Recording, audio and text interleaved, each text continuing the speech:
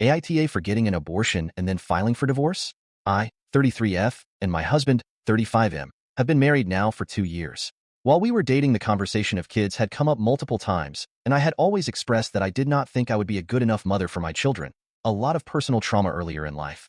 He, however, had mentioned before that he would like to have kids, but he respected my thoughts and decision on the matter. I married him under this notion.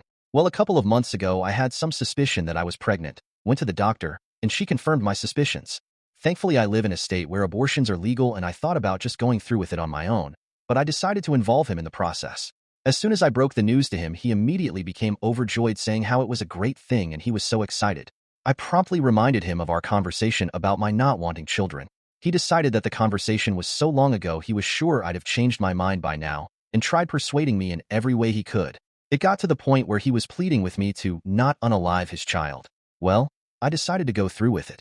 The next couple weeks or so after, he was extremely distant, muttered under his breath frequently, and would hardly look at me.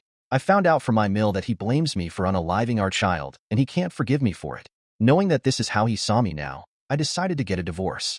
When I told him, he immediately erupted, speaking, yelling, the most words at me in a while. I didn't hear much of it as I promptly left and haven't spoken to him or been back since I am staying with my sister. This whole thing has been a nightmare. Edit. I was on birth control at the time when I would have gotten pregnant. Edit 2. I cannot begin to express how grateful I am to have so many of you sharing all these kind words. Sometimes words from strangers on the internet can be very consoling. Now, many of you have mentioned that he possibly messed with my birth control in some way or form.